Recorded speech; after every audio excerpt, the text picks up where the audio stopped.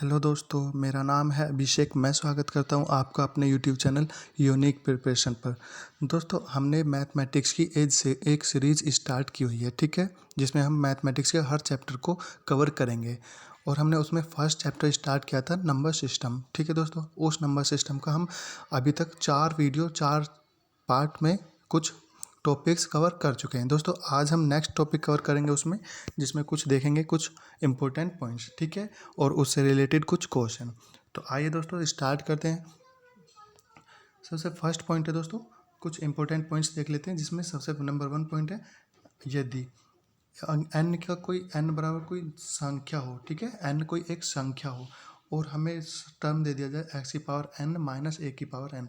दोस्तों, ये एक्स और ए कुछ भी हो सकता है, ठीक है, सेम एन बराबर कुछ भी हो सकता है, हमें कुछ भी इसमें नहीं बोला गया है, ठीक है। तो हमेशा याद रखना, ये अगर जो एक्स की पावर एन माइनस ए की पावर एन का रिजल्ट जो होगा दोस्तों, वो एक्स माइनस ए से डिविजिबल होगा, ठीक है। मतलब कि x माइनस ए से डिवाइड हो जाएगा, पूरा पूरा डिवाइड हो जाएगा, ठीक है। या दूसरे शब्दों में हम बोलें तो ऐसे बोल सकते हैं कि x की पावर n माइनस ए की पावर n में n कुछ भी हो सकता है, ठीक है। n एक पॉजिटिव नंबर होगा तो ये इसका एक गुणनखंड x माइनस ए होगा, ऐसे बोल सकते हैं। चाहे तो ऐसे बोलो कि x माइनस ए इसका एक फैक्टर होगा, मतलब गुणनखंड होगा, या ऐसे बोलो कि ये इसको डिवाइड कर देगा, ठीक है। कुछ भी बोल सकते हैं दोस्तों, दोनों ही बात सेम है। नेक्स्ट है दोस्तों, x माइनस एक्स की पावर n माइनस ए की पावर n, ये डिविजिबल होगा x प्लस ए से, लेकिन कब? जब n एक सम संख्या हो, n एक इवन नंबर हो, ठीक है दोस्तों। मतलब x to the power n minus a to the power n is divisible by x plus a when n is an even number. Okay friends, I hope you will understand. Next है दोस्तों, ये भी वही है जो हमने ये पढ़ा था, ठीक है। मतलब इसमें क्या होगा, इसमें n का मान क्या होगा दोस्तों, n का मान होगा एक इवन नंबर, यानी कि n बराबर जैसे इवन नंबर 2, 4, 6, 8, ठीक है दोस्तों, जिनके लास्ट में इनमें से कोई सी एक संख्या आए और 0। जब इनके लास्ट किसी संख्या के लास्ट में इनमें से कुछ संख्या होती है तो वो होता है इवन नंबर, ठीक है दोस्तों। आई होप आप यहाँ तक समझ गए होंगे। दोस्तों नेक्स्ट है, अगर कोई संख्या दे दी जाए हमें एक्स, अगर कोई हमें क्वेश्चन दे दिया जाए जिसमें इस टर्म में, ठीक है, s to the power n plus a to the power n, x की पावर एन प्लस ए की पावर एन के रूप में कोई सवाल दे दिया जाए, तो वो हमेशा याद रखना दोस्तों, x प्लस ए से विभाज्य होगा, ठीक है, विभाजित होगा। कब? जब n की वैल्यू कैसी हो, ओड नंबर। दोस्तों इसको समझते हैं। इन सभी को दोस्तों हम कैसे समझेंगे, कि कोई एग्जांपल ले लेते हैं। जैसे कि अगर हमसे बोला जाए x की पावर, x नहीं कुछ और ले लेते हैं दोस्तों, जैसे कि मान लिया 10 ले लिया, ठीक है, 10 की पावर, कोई ऊपर पावर हो सकता है 5, ठीक है, प्लस 3 टू द पावर 5। लेकिन याद रखना दोस्तों, दोनों में पावर कैसे होनी चाहिए, इक्वल होनी चाहिए, ठीक है दोस्तों, इक्वल होनी चाहिए। अब आप देखोगे कि 10 की पावर 5 प्लस 3 की पावर 5, तो ये किस टर्म, ये किससे, इसका रिजल्टेंट क्या होगा दोस्तों, इसका एक फैक्टर होगा, वो कौन सा होगा, 10 प्लस 3 जो यहाँ पर होगा, यानी कि ये x हो गया और ये a हो गया, 10 प्लस 3। तो हम बोल सकते हैं कि इस सवाल का एक फैक्टर ये होगा, ठीक है, मतलब एक गुणनखंड ये होगा। या दूसरी भाषा में बोल सकते हैं कि 10 प्लस 3 से जो भी मान आएगा वो इसको सोल्व करने से जो रिजल्टेंट आया उसको डिवाइड कर देगा, ठीक है दोस्तों। आई होप आप सभी यहाँ तक समझ गए होंगे, ठीक है। तो इस 1, 2, 3 इन तीनों पॉइंट्स के लिए बिल्कुल सेम एग्जाम्पल, कुछ भी ले सकते हो, बस हमें क्या चेंज करना है, वैल्यू ऑफ n, ठीक है दोस्तों, वैल्यू ऑफ n ये, ठीक है। किसी मतलब अगर यहाँ माइनस है तो n का कुछ भी मान हो सकता है, तो यहाँ माइनस होएगा, ठीक है। सेकंड, अगर यहाँ पर माइनस है तो n की अगर वैल्यू प्लस है, मतलब सॉरी इवन नंबर है, तो यहाँ पर प्लस से डिवाइजिबल होगा, ठीक है दोस्तों। और अगर n की वैल्यू माइनस है, सॉरी ओड नंबर है, और यहाँ पर प्लस दे दिया जाए तो यहाँ पर भी प्लस होगा। आई होप दोस्तों आप यहाँ तक समझ गए होंगे, ठीक है।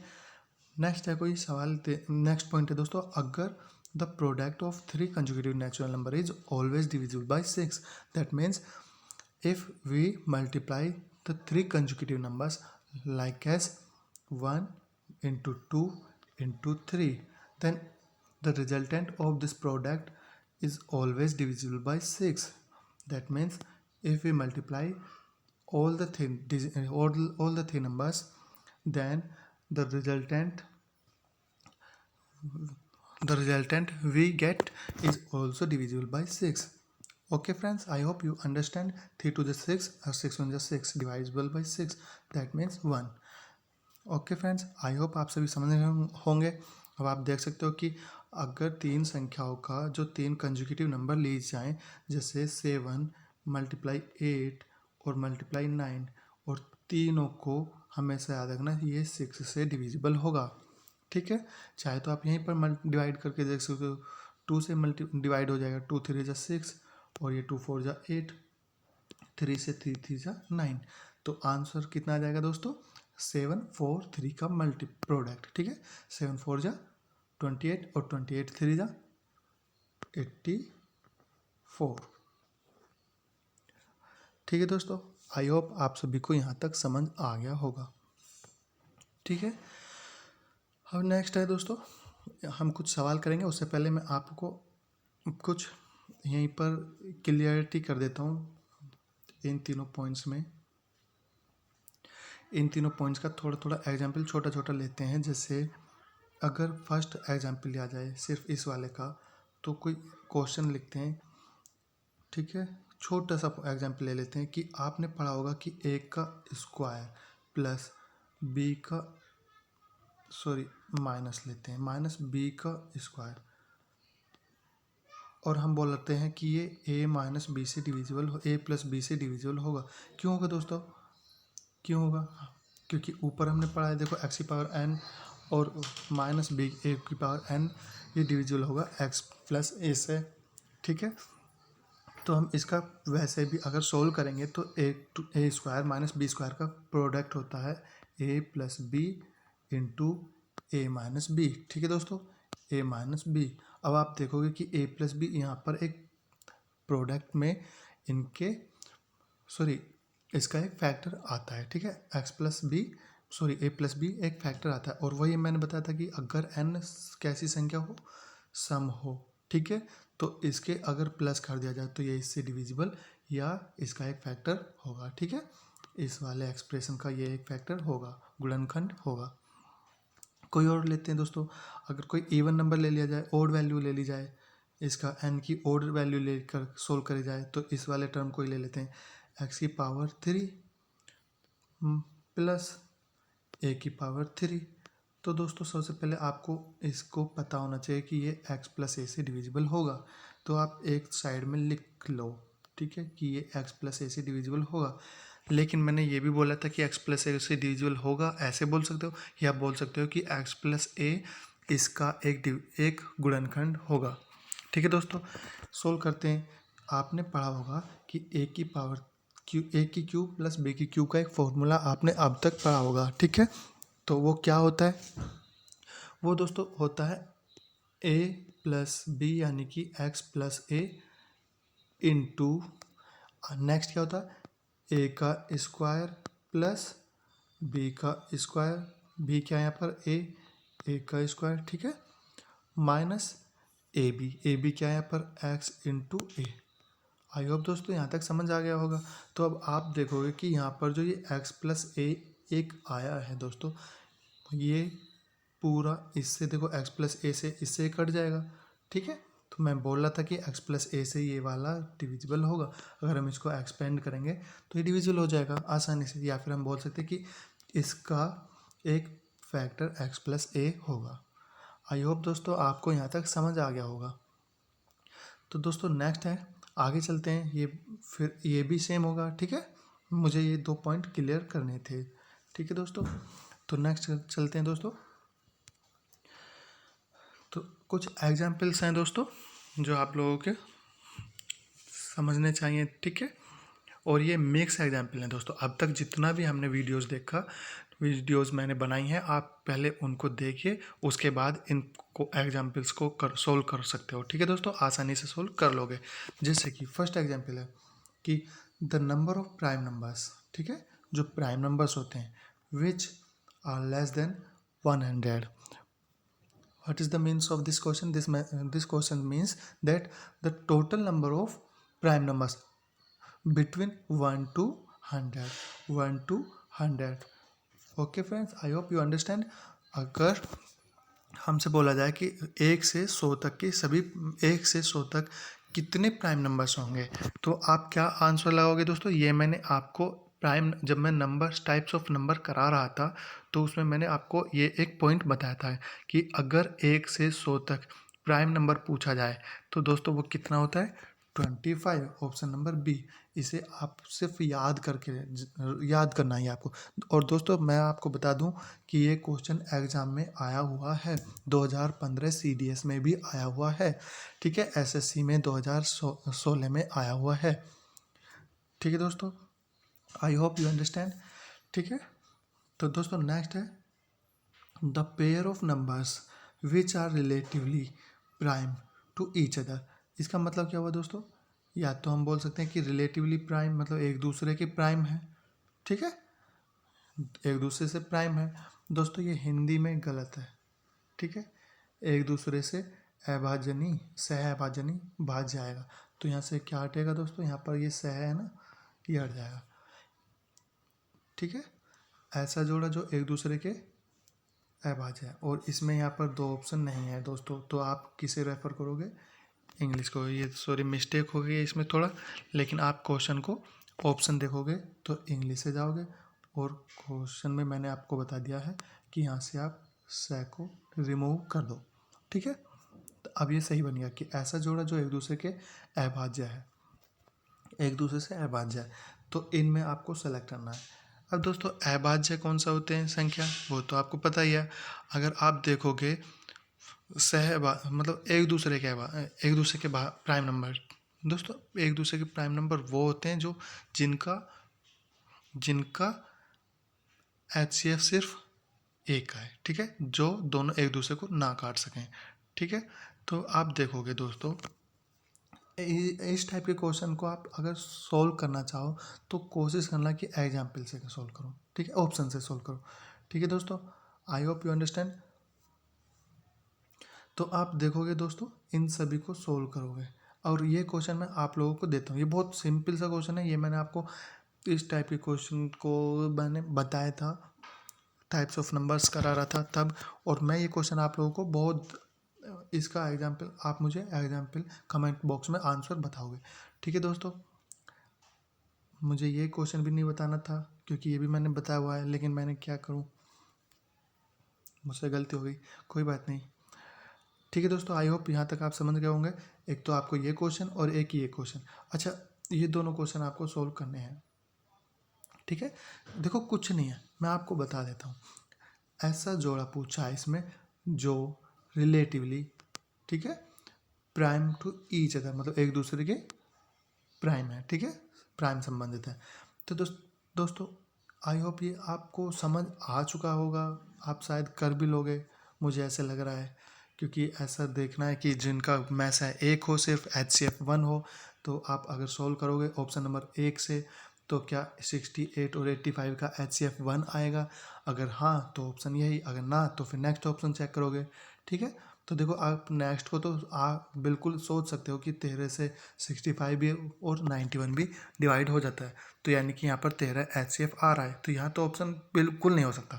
ठीक है दोस्तों, और ऑप्शन डी पर जाओगे तो ऑप्शन डी पर क्या देखते हो कि शुरू दो, अगर हम डिजिट ऐड करते हैं तो 2 और 1, 102 से, तो 2 और 1 दोनों डिजिट्स को ऐड करेंगे, कितना हो जाएगा? 3। और जब डिजिट्स का सम 3 या 3 के मल्टीपल में आ जाए तो वो नंबर किससे? 3 से डिविजिबल हो जाता है। तो यहाँ से 102 किससे डिविजिबल होगा? 3 से होगा। अब आप देखोगे 153 को, तो 153 के जो डिजिट हैं वो भी देखो 3 से डिविजिबल हो जाएगा। 5 + 1 + 6 3 9। ठीक है दोस्तों, ये भी 3 से डिविजिबल है। तो आप बोल सकते हो कि यहाँ से तो हम 3 से इसे भी डिविजिबल कर सकते हैं, दोनों को काट सकते हैं। तो यहाँ पर एक तो 3 HCF आ जाएगा, एक तो सबसे छोटा HCF3 ही आ जाएगा, ठीक है, और इससे बड़ा भी हो सकता है, और भी आ सकता है, ठीक है। तो आप बोलोगे कि यहाँ भी नहीं है, ये भी नहीं है ऑप्शन, और ये भी नहीं है ऑप्शन, तो आप क्या करोगे दोस्तों, अब आप नेक्स्ट ऑप्शन पर जाओगे, ठीक है। जैसे कि ऑप्शन ए और ऑप्शन बी, आपको सिर्फ चेक करना है कि इनका HCF1 है या नहीं, और जिसका भी HCF1 होगा, मतलब हाईएस्ट कॉमन फैक्टर 1 होगा, वही हमारा आंसर होगा, ठीक है दोस्तों। आई होप आपको यहाँ तक समझ आ चुका होगा। अब यदि आप देखोगे ऑप्शन ए से, तो ऑप्शन ए में देखोगे 68 को 68 और 85 है दोस्तों, तो आप देखोगे 17 से ये भी डिवाइड हो जाता है, 17 5 जा 85, ठीक है, और 17 से ये भी हो जाता है, 17 4 जा 68, 17 से दोनों डिविजिबल हो रहे हैं, ये भी और ये भी, तो इसका HCF तो 17 ही हो गया, ठीक है दोस्तों।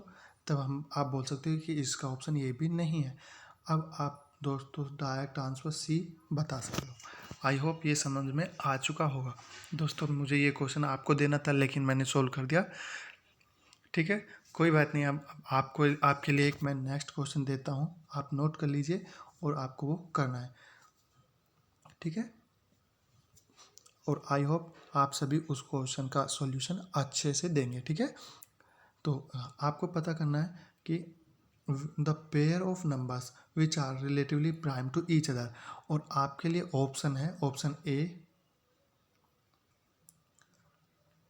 70 40, ठीक है, ठीक है दोस्तों। ऑप्शन बी 31 71, ठीक है दोस्तों। ऑप्शन सी 30 45, ठीक है दोस्तों। और ऑप्शन डी है आपका 17 51, ये है 51, ठीक है दोस्तों। आई होप आप सभी को यहाँ तक समझ आ चुका होगा। तो आप इस क्वेश्चन का सॉल्यूशन मुझे कमेंट बॉक्स में दोगे, ठीक है दोस्तों। तो नेक्स्ट है, आप ये क्वेश्चन को स्क्रीनशॉट ले सकते हो या फिर सॉल्व कर सकते हो, कॉपी पर नोटबुक पर लिख लीजिए, ठीक है, और फिर मुझे आप इसको सॉल्व करके कमेंट बॉक्स में इसका आंसर दीजिए, ठीक है। आगे चलते हैं दोस्तों। नेक्स्ट है 2/3 is a rational number whereas √2/√3 is √3। ये कैसी संख्या है दोस्तों। अब आप सोचोगे कि ये क्या है, ये रेशनल है या इरेशनल है, कैसी संख्या है। देखो दोस्तों, मैंने बताया था जो रेशनल नंबर होता है। अच्छा, इसका क्वेश्चन का आंसर आप बताओगे, मैंने बहुत बता दिया, अब नहीं बताऊंगा दोस्तों। इसका मैंने सिर्फ इतना बता देता हूँ, आपको हिंट दे देता हूँ कि अगर रेशनल नंबर होगा तो वो P/Q की फॉर्म में होगा, और जहाँ पर Q 0 नहीं होगा, ठीक है। और अगर कोई ऐसा फॉर्म नहीं बनता है तो वो इरेशनल नंबर होगा। बस दोस्तों, मैं इतना आपको बता दिया है, अब आप इसको सोल्व करोगे, ठीक है दोस्तों। नेक्स्ट चलते हैं, इसका आंसर भी आप मुझे कमेंट बॉक्स में दोगे, तो ठीक है दोस्तों। नेक्स्ट है एक, दोस्तों ये क्वेश्चन इंपॉर्टेंट हैं दोनों, क्योंकि एग्ज़ाम में ऐसे क्वेश्चन बहुत ज़्यादा देखने को मिलते हैं। ज़्यादातर SSC के एग्ज़ाम में या रेलवे के एग्ज़ाम में बहुत ज़्यादा ये क्वेश्चंस देखने को आपको मिलेंगे, ठीक है दोस्तों। आई होप आप इनको अच्छे से समझोगे, ठीक है। देखो दोस्तों, जब भी कभी क्वेश्चन दिया जाए और बोला जाए कि एक संख्या है, वो कौन सी संख्या अभी नहीं पता है दोस्तों, एक संख्या को जब डिवाइड किया जाता है 627 से, ठीक है, तो अगर किसी संख्या को 627 से डिवाइड किया जाता है तो रिमाइंडर बचता है 43, मतलब शेषफल बचता है 43।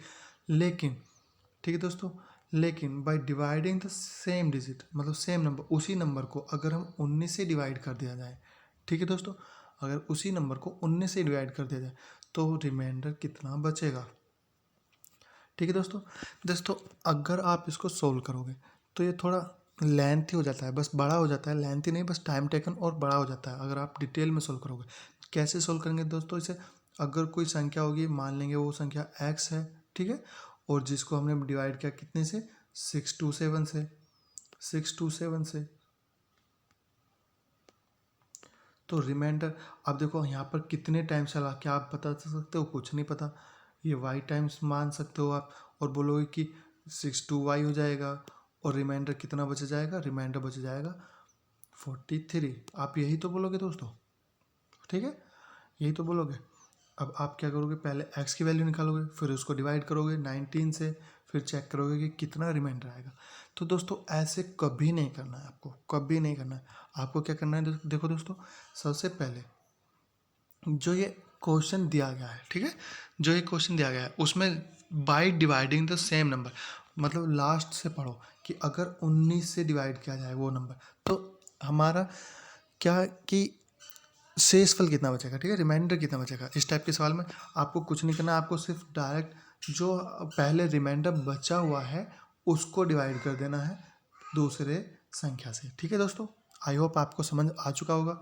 और हमें उस नंबर को पहले एक बार चेक करना है जिससे पहले डिवाइड किया गया है, क्या वो दूसरी वाले डिवाइडर से, डिविडेंड से डिविजिबल है या नहीं। मतलब सिर्फ इतना बोलूँ मैं कि जिस संख्या से पहले डिवाइड की गई थी संख्या, पहले उसको चेक करो कि क्या वो दूसरी संख्या से जो डिवाइड करनी है हमें उससे भाज्य है या नहीं। मतलब 19 से हम 627 को भाग करेंगे, क्या ये पूरा पूरा कट जाएगा या नहीं, वो चेक करेंगे, ठीक है दोस्तों। आई होप आपको समझ आ चुका होगा। तो सबसे पहले चेक करेंगे 19 5 जा, देखो ऊपर है कितना, ऊपर है दोस्तों 627, ठीक है, और नीचे है 19। तो आप कितने टाइम से आ सकते हैं? 5 टाइम्स, ठीक है। 19 5 जा 57, ठीक है, सॉरी 19 3 3 जा 3 जा जाएगा दोस्तों, सॉरी 19 3 जा 19 3 जा 57, ठीक है। रिमाइंडर बचा 5, इधर जाएगा, हो जाएगा 57, फिर उसके डिवाइड करेंगे 19 से 3 टाइम्स। तो आप देखोगे कि ये पूरा पूरा डिविजिबल है 19 से। जैसे ही हमें पता चल जाएगा कि ये जो संख्या थी वो 19 से पूरी कट सकती है, तब आप क्या करोगे? अब आप डायरेक्ट जो पहले शेषफल बचा है, जो पहले शेषफल बचा है, रिमाइंडर बचा है 43, उसको डिविजिबल करोगे किससे? सॉरी दोस्तों 19 से, ठीक है। तो 19 से इसे डिविजिबल करेंगे, कितने टाइम्स आएगा दोस्तों? 2 टाइम्स। 2 टाइम्स आएगा तो कितना से रिमाइंडर बचेगा? रिमाइंडर बचा 19 2 जा 38, 38 रिमाइंडर बचा 5, ठीक है दोस्तों। 5 है, 5 आ गया हमारा आंसर रिमाइंडर। अगर वही संख्या जो इसको हमने 627 से भाग किया था उसको भी हम 19 से भाग करेंगे तो रिमाइंडर भी वही आएगा जो इस रिमाइंडर को भाग करने पर आया है, ठीक है दोस्तों। आई होप आपको समझ आ चुका होगा। तब आप क्या करोगे? अब आप डायरेक्ट बता सकते हो कि 43 को 19 से डिवाइड कर दो, हमारे पास रिमाइंडर आ जाएगा, ये 2 टाइम्स से आएगा और रिमाइंडर आ जाएगा 5, ठीक है, रिमाइंडर आ जाएगा 5। तो इस रिमाइंडर का यही हमारा आंसर होगा, तो option number D. I hope दोस्तों आप यहाँ तक समझ गए होंगे, ठीक है। तो नेक्स्ट है दोस्तों, नेक्स्ट चलते हैं। बिल्कुल नेक्स्ट भी क्वेश्चन सेम है, ठीक है। आपको 19 से डिवाइड करना ये, और चेक करना है कि क्या ये डिविजिबल है या नहीं। ये क्वेश्चन दोस्तों आपके लिए, आप मुझे इसका आंसर कमेंट बॉक्स में दोगे, ठीक है। और ऑप्शन बताना है आपको कि कौन सा ऑप्शन है, ठीक है दोस्तों। आई होप आपको ये समझ आ गया होगा, ठीक है दोस्तों। अब एक संख्या दी है कि ये निम्न में से किससे डिविजिबल है? 11 से, 9 से, 4 से, या किसी से नहीं, ठीक है दोस्तों। ये एक आसान सा सवाल है, इसको सोल्व करते हैं। तो देखते हैं दोस्तों, सबसे पहले आप देखो कि ऑप्शन में नन ऑफ दिस भी है, तो आपको ये सभी चेक करने पड़ेंगे, ठीक है दोस्तों। तब आप क्या करोगे? सबसे पहले 4 से चेक कर लेते हैं, क्योंकि सम संख्या है, सम संख्या से वो संख्या डिविजिबल होंगी जिसके लास्ट में सम होगा। तो ये इसके तो लास्ट में 4 है, यानी कि सम है। जब सम है तो सम संख्या से डिविजिबल है, मतलब 4 से डिविजिबल हो सकता है, ठीक है। तो आप 4 से डिविजिबल करने के लिए क्या करते हैं दोस्तों? सबसे लास्ट की 2 डिजिट्स को डिवाइड करके देखते हैं। लास्ट की 2 डिजिट कौन सी है? लास्ट की 2 डिजिट है 74। अगर आप इसको डिवाइड करेंगे 4 से तो क्या पूरा पूरा कट जाएगा? बिल्कुल नहीं कटेगा दोस्तों, क्योंकि 72 तक ही पहुंच पाता है, ठीक है। 4 से आप काटोगे तो 18 टाइम्स 72 तक जाएगा, तो 2 रिमाइंडर बच जाएगा। तो आई होप दोस्तों आपको समझ आ चुका होगा कि 74 4 से डिविजिबल नहीं है। जब ये 4 से डिविजिबल नहीं है तो ये पूरी संख्या भी 4 से डिविजिबल नहीं है, ठीक है, तो ऑप्शन नंबर सी कैंसिल हो गया। अब दोस्तों आपको 9 से चेक करना है। 9 से चेक करने के लिए आप सबसे पहले 9 बनाओ कितने हैं। तो अब ऐसी संख्या में, इतनी बड़ी संख्या में आप कैसे चेक करोगे कि 9 से कैसे, इन सब का सम करना पड़ेगा। तो दोस्तों मैं आपको बता दूं, आपको सम तो करना है, लेकिन कोशिश करो जितने भी 9s आ जाएं, जितने भी 9 आ जाएं उनको एलिमिनेट कर दो, मतलब उनको छोड़ दो। जैसे जैसे इसमें कितने 9s आ गए देखो, 8 और 1, 81 आ गया, दूसरी और तीसरी डिजिट मिलाकर, ठीक है। 8 और 1, ये पूरा 9 बन गया, ठीक है, दोनों को हटा सकते हैं, ठीक है दोस्तों। और फिर 2 के बाद एक 9 आ गया, इसको भी हटा सकते हैं। और आप देखोगे 2 और ये 7 ये भी 9 बना रहे हैं, दो को दोनों हट गए। अब ये 4 और ये 5 दोनों मिलकर 9 बना रहे हैं दोस्तों, ठीक है। 4 और 5 ये भी 9 बना रहे हैं, ये भी हट गए। अब 8 और 1 ये भी 9 बना रहे हैं दोस्तों, ये भी हट गए, ठीक है, ये भी एलिमिनेट हो गए। अब आप देखोगे ये तो 9 खुद ही आ गया, ये भी एलिमिनेट हो गया। और बचा कितना, 2 और ये 7, ये 7 भी मिलकर 9 बना है। तो बचा कितना दोस्तों, बचा कितना, 5 और 9 ये भी मिलकर 9 बना रहे हैं। तब आप देखोगे सभी 9 बना रहे हैं, ठीक है। जब सभी 9 बना रहे हैं तो आप बोल सकते हो कि अब कुछ नहीं बचा। जब कुछ नहीं बचा तो क्या हुआ, 0 बचा, और 0 बचा तो ये 9 से डिविजिबल होगा, ठीक है, 9 से डिविजिबल होगा। आप अब आपको तीसरी डिजिट चेक करने की ज़रूरत नहीं है। अब आप डायरेक्ट आंसर लगा सकते हो कि ये संख्या 9 से डिविजिबल होगी, ठीक है दोस्तों। आई होप आपको यहाँ तक समझ आ गया होगा, ठीक है। तो नेक्स्ट करते हैं दोस्तों। ये 2 क्वेश्चन है दोस्तों, ये भी आपको अच्छे से समझने हैं, ठीक है। देखो, हमसे बोला गया है कि 7 डिजिट्स का एक नंबर है, मतलब एक संख्या है जिसमें 7 डिजिट हैं। इसमें कितनी डिजिट हैं, 7 ही हैं। 8 7 6 P3 7 P, क्यों, ठीक है दोस्तों, 7 ही डिजिट हैं। ये P है दोस्तों, इसमें 6 के बाद ये P है, ठीक है, याद रखना स्मॉल p। तो हमसे पूछा है कि ये 225 से डिविजिबल है, 225 से डिविजिबल है। तो हमें किसकी वैल्यू निकालनी है दोस्तों, P और Q की वैल्यू निकालनी है। तो हमेशा याद रखना दोस्तों, अगर ये इससे डिविजिबल है 225 से, ठीक है, तो आप क्या करोगे, 225 के गुणनखंड करेंगे, ठीक है दोस्तों। तो कैसे कर सकते हैं हम इसको, इसको हम 2 पार्ट में या 3 पार्ट में डिवाइड कर सकते हैं, 2 में कर सकते हैं। कैसे, 5 और 9 और 25, ठीक है दोस्तों। अब आप बोल सकते हो कि जो ये संख्या दी गई है वो 25 से भी और 9 से भी डिविजिबल होगी, ठीक है दोस्तों, 25 से भी और 9 से भी डिविजिबल होगी। लेकिन मैंने आपको शायद पहले बता दिया है कि अगर 25 से संख्या सिर्फ वो डिविजिबल हो सकती हैं जिसकी लास्ट की 2 डिजिट 25 से डिविजिबल हैं। अब 25 से लास्ट की 2 संख्या डिविजिबल कौन से होंगी दोस्तों, तो आप देख सकते हो कि यहाँ पर 7 क्यों है, ठीक है। अब आप ऑप्शन के थ्रू जाओगे दोस्तों और देखोगे कि क्यों की वैल्यू ऐसी क्या रखी जाए, क्यों की वैल्यू ऐसी क्या रखी जाए जो 25 से डिविजिबल हो जाए, ठीक है। आप अगर जी ऑप्शन नंबर ए पर जाओगे, देखो दोस्तों इसमें रेस्पेक्टिवली बोला है, मतलब क्रम से बोला है, यानी कि पहले पी की वैल्यू दी गई है, फिर क्यू की वैल्यू दी गई है। क्यू की वैल्यू बाद वाली है, क्यू की वैल्यू बाद वाली है तो बाद वाली संख्या रखी जाएगी। अगर आप 0 रखते हो, ऑप्शन नंबर ए में क्यू की वैल्यू 0 लेते हो, तो यहाँ पर हो जाएगा 70। और आप देखोगे कि 70 25 से डिविजिबल नहीं है। जब ये 70 25 से डिविजिबल नहीं है तो क्या होगा, ऑप्शन ए एलिमिनेट हो गया, ठीक है। ऑप्शन बी पर जाओगे वो भी एलिमिनेट हो गया क्योंकि उसमें लास्ट में 0 है। ऑप्शन सी पर जाओगे वो भी एलिमिनेट हो गया क्योंकि उसमें 9 है। क्योंकि हमें तो लास्ट में या तो 0 चाहिए या 5 चाहिए, तभी तो दोस्तों ये 25 से डिविजिबल होगा। लेकिन हम 0 रख कर देख चुके हैं, वो भी डिविजिबल नहीं है क्योंकि लास्ट की हमें 2 डिजिट चेक करनी है दोस्तों, ठीक है, सिर्फ एक डिजिट पर नहीं 2 डिजिट पर जाना है। 25 से सिर्फ वही संख्या डिविजिबल होंगी जो लास्ट की 2 संख्या डिविजिबल होगी, ठीक है। आई होप दोस्तों आपको यहाँ तक समझ आ गया होगा। तब आप बोल सकते हो कि ऑप्शन डी में ही 5 है। तो जब ऑप्शन ए भी एलिमिनेट हो गया, बी भी एलिमिनेट हो गया दोस्तों, सी भी एलिमिनेट हो गया, अब बचा क्या ऑप्शन, ऑप्शन बचा सिर्फ एक डी।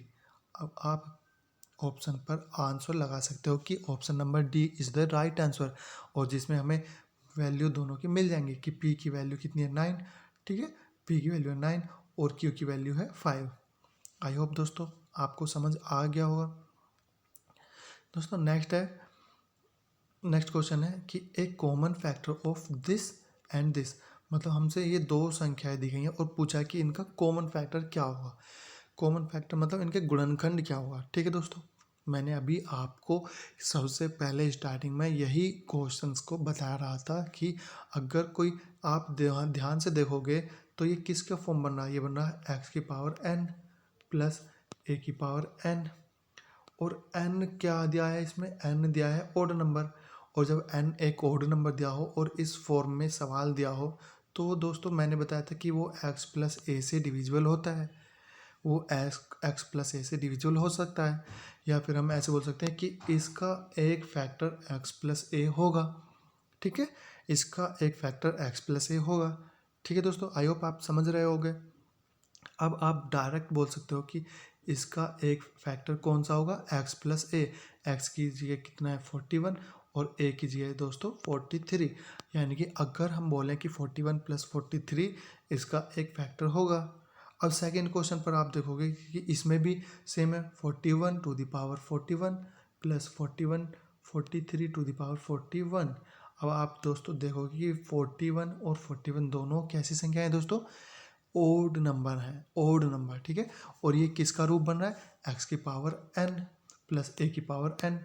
जब x power n plus a की पावर एन का हमारा कोई इसका रूप बन जाए और एन का मान ओड नंबर हो, ये ऑलरेडी ओड है, 41 तो ओड नंबर होता है, विषम संख्या होता है, तो ये भी इसका भी फैक्टर क्या होगा दोस्तों, एक्स प्लस ए, यानी कि 41 प्लस 43, 41 प्लस 43। अब आप बोल सकते हो कि 41 और 43 ही इसका फैक्टर आया और 41 प्लस 43 ही उसका आया, तो मतलब हम बोल सकते हैं कि दोनों का फैक्टर सेम होगा, ऑप्शन नंबर डी। अब आप बोल सकते हो कि option number D is the right answer of the question, ठीक है दोस्तों।